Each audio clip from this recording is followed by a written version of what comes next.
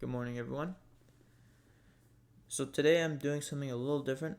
I had a request from one of the viewers on a comment for me to take a look at some of his trades that he was getting stopped out on, wicked out on. Now, before I start, I just want to put out a quick message that, this I don't want this channel to be about teaching. For any new viewers, I'm not here trying to teach. I'm just sharing my opinion on one of my viewers who asked a question, and I'm more than happy to do so. In fact, I like doing so, but I don't want to try and take ICT's work and teach it for him. That was his job, and he did it well. Everything is there on his channel. So all I'm doing is sharing my opinion on what I think and how I think that what he could do could help. I'm more than happy to do so. But that's all really. So let's get into this. There's 4 trades he sent me, and each of the trade I noticed something similar, like a repeating factor that as to like why he was getting stopped. So this is the first trade, and as you can see, we have a 930 due to swing higher. Then I believe this is midnight open in the dashed line, but let me just check real quick. Yeah, that is midnight open. Typically, midnight open is kind of like a barometer, like an RSI indicator almost. It's not always perfect, but typically you want to try and buy beneath midnight open if you're bullish and sell above midnight open if you're bearish. At least that's what I do. That's what I try and do, and it's not always going to be like that, but I find that when you try and do it that way, you're going to find, well, at least for me, I find a bit more success. It kind of weeds out some of the bad trades, and it really makes me trade less and be more restrictive and look for those really good setups in a deep discount and premium. But that's not really what I'm pointing to here. What I'm really trying to bring the attention to, which you'll see on all 4 of these trades if I go image by image, is maybe not all 4, but most of them, that he's trying to long in a premium. And I'm not talking about the higher time frame premium discount. I'm talking about the lower time frame. For example, this is a good example, right? So right here, price gets above, and let me actually go to my Notion. So I have these days. This was on June 5th. Right, so here's sort of where he's longing, right at that candle there on that down close candle, after price took out this short-term high, which is part of a consolidation. So when you're entering, there's a certain range you're entering on, and I'm gonna talk about in depth what I look for and how I can avoid doing this type of mistake, because as you can see, he's buying as price is sweeping liquidity, buy side liquidity, which creates a retracement. Even though the higher time frame wants to go higher, the lower time frame is sweeping this internal liquidity in that lower time frame that he's not paying attention to. This is kind of somebody buying strength who sees it kind of break out a little bit, and he's buying that strength. Right, and we'll go to the 17th was a good example. So let me switch back to the trading screen, but this is where he's trying to go long here. After price makes a Judas swing at 930, he's still just about at midnight open. So now he's trying to buy beneath midnight open, and that's good. The only problem is he's buying the premium again. So if you look at back to the main screen, the Judas swing occurs at 930. It then goes up and makes a new short-term high. He's buying right at that candle, right?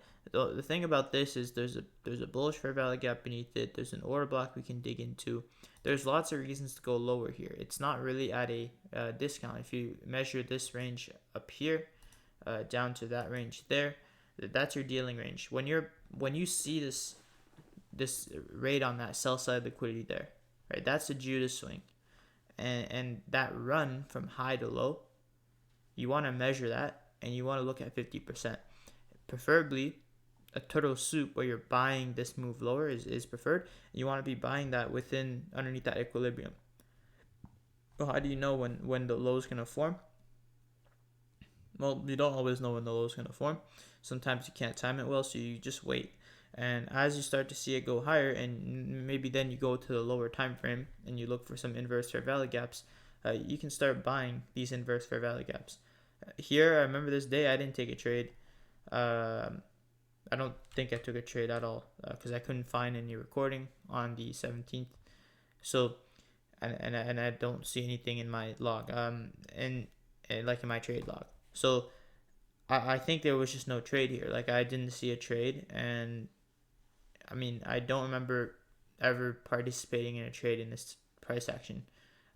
So sometimes this won't be an entry, but if you're trying to chase up here, just because it gave you a nice fair value gap, it worked for a little bit, didn't get to that buy side liquidity you're looking for, right? But it retraced deep after it took out this liquidity up here, which formed an order block. So that whole move from high to low now becomes an order block, and it retraced into that order block, and you got stopped out because of that. So the better thing would have been to, get in at a lower price, or wait for a retracement, because you kind of missed it up here, right? It was getting ready for that retracement, and then this trade that he took, he went long. Let me show where he went long. Right on that candle there, to hit that midnight open, and then he got stopped out on the retracement. So the thing that I noticed about this trade is that I got stopped out here. Remember, this day was pretty silly. I have it on my YouTube, but I was being overconfident. But I remember on this day, I said I would not trade, and I was expecting a consolidation during the AM session. And then the reason why I traded is because I saw other streamers and people were losing a bunch of money, and I felt overconfident. I felt cocky, like I wanted to prove myself to everyone, and I decided to take something impulsive that was not my model at all, and I lost. So I paid for it. It's a good thing I didn't win though, because it would not have been good if I won. It would have taken me away from my model. But let me just read through this day. And why kind of like you can expect a consolidation and not to take anything. I said that we are in a big premium and we were all day. It's no surprise to see a lot of consolidation in the morning. I also don't like how we retraced in the early AM session ahead of 9:30 when Monday afternoon already retraced. And if I look at Monday afternoon, we retraced. And hold on, this is overnight. So we retraced here down to the hourly constant encroachment, and then we retraced again, and we've kind of trended during one session lower. And so I didn't really expect this AM session to turn around right away. I thought that maybe we need to manipulate, maybe convince people we're going to go lower before continuing and having an expansion. And then if you look at the London session, and you compare it to the previous London sessions, it's a lot bigger than those previous London sessions, indicating that we're due for some consolidation in the next session. And so this is some of the reasons why I was staying away from charts and I was not trying to trade until I got impulsive. But when you're longing on the, when you think this is a sell side sweep, and then you start to see it go all the way up. First of all, this is leaving sort of relative equal highs, low, sorry, and it's not really the best sweep. But let's just say, this is a good sweep, because sometimes it can just sweep it like this and it can start to go higher. If, let's just say, there is no consolidation, one thing that you should kind of, well, honestly, yeah, what you did wrong here is you didn't anticipate that there would be consolidation. And so we've already kind of trended higher ahead of that 9:30 open.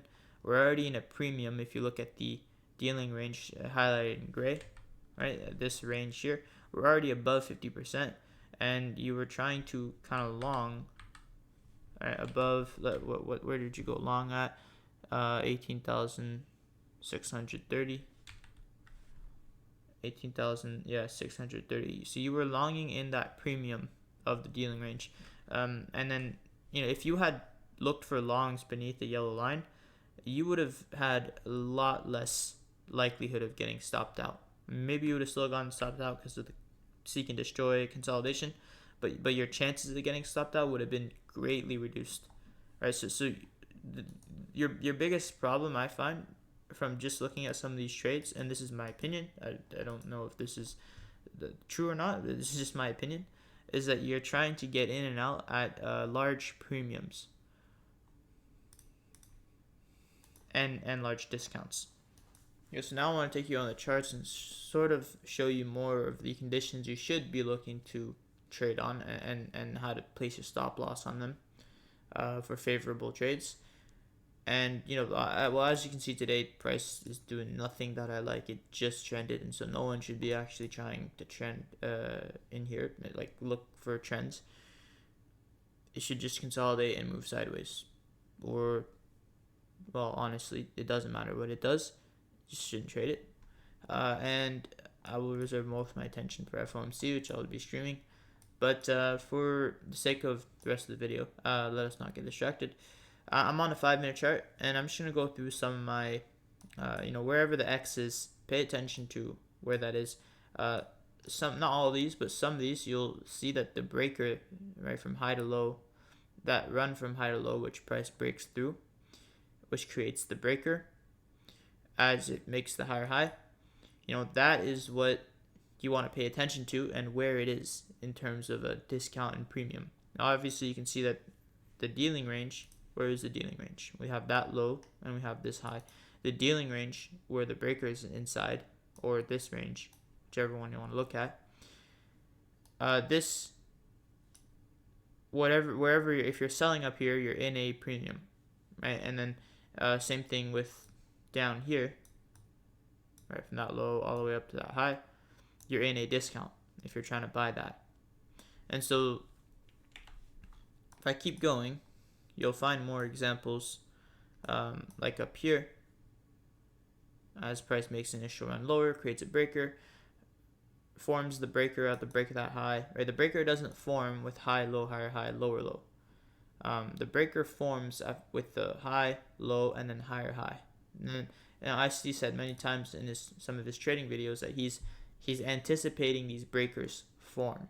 And I've always wondered, how does he do that? How does he know that this price action here will become breaker?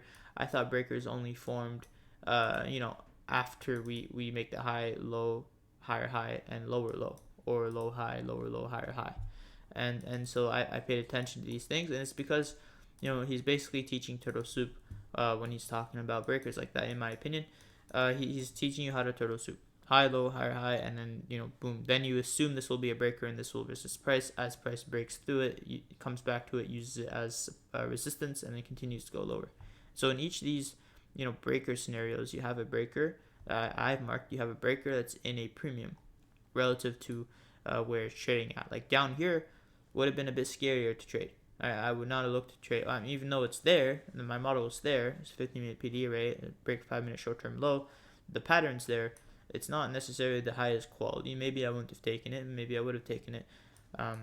But I wasn't on the charts, so who knows. The best thing to do, though, is just wait till you have these things in favorable settings. Like over here, it's pretty good. Where's the breaker formed? High, low, higher, high. That low, this is a little not the best, because if you look at the dealing range, right, where's the dealing range from that high down to that low, or like here, you're still getting up a little bit into premium, but it's just not the best, in my opinion. Like it's hitting that equilibrium already as the break. Like the breaker forms in a discount, and so now I'm gonna sort of draw. If you think about where you'll have the biggest moves, where you'll have the cleanest and largest price runs that will be easiest to take part on, you're typically going to have price, let's say it goes up, and the breaker is going to form in a deep premium, and then it's going to go lower, and there's going to be a second stage, and this is the important part. Second stage is going to come back up, hit the breaker, and it's going to continue going lower. Right, typically that's what happens. Not always, but sometimes it won't hit the breaker, sometimes it won't come back to it, and sometimes it will retrace deep into it, or sometimes it won't come back at all, and it'll just make one stage and it'll go back higher. But what determines whether we'll make a second stage or not is, in my opinion, how far up into the premium the breaker is. So if we had a scenario where you're trying to long when price runs up, forms a deep breaker like that, and goes like this, and this is the dealing range you're looking at. We've already hit the dealing range low, and so now we're going to come back to the breaker. We're going to be selling in a discount of the dealing range, or we're going to have a new dealing range, but new dealing range here. But still, you're trying to, turtle soup inside a breaker that's already at equilibrium. And so that just lowers the probability. And I always look for those breakers. I always look at the dealing ranges. That's the biggest part, the dealing range, right? And the dealing range is a high that took buy side liquidity and a low that took sell side liquidity. And so if we have price trending, we have something like this. And I expect this is a buy side raid. And then we have a small breaker that forms, and we go lower. And where do I think that the dealing range is? Let me change this to back to black. I didn't mean to do that. I meant to just form that breaker. All right, where do you think that I pretend like that's a breaker down there. That dealing range is gonna be from this low up to that high, or that high, whichever one you want to use for the breaker. And so where is that breaker formed? It's in premium, and so it's better to look for shorts. But if that breaker had, however, went down here, it wouldn't have been as nice. It's a bigger breaker. Price is, by the time it gets underneath it, already in a discount. But here, when price gets underneath the breaker, it's still at a premium. So price can retrace to a premium and find more momentum to go lower. And that's when you see these huge expansions. Otherwise, you kind of just have, if you have a breaker that's formed in equilibrium, you kind of just have this sort of sell side run, right? Where you let's just say that this is your breaker and this is your dealing range. This is kind of like, you can see it resembles a sell side sweep, but when I draw it like this, now it doesn't look like a sell side sweep, right? It looks like it may come back to the breaker and keep going. Well, here it looks like it might just continue to chop around. It's a sell side sweep. And so that's kind of like what you want to focus. That's what at least I focus my attention on, these scenarios. And hopefully that helps you. Let me know if it does. Let me know if you kind of learned something. If you want to learn more about dealing ranges, Ice-T has a great video on it. That's not in any of his mentorships. That's why I'm talking about it here. I'm going to link it in the description. But it's about dealing ranges. And that's it.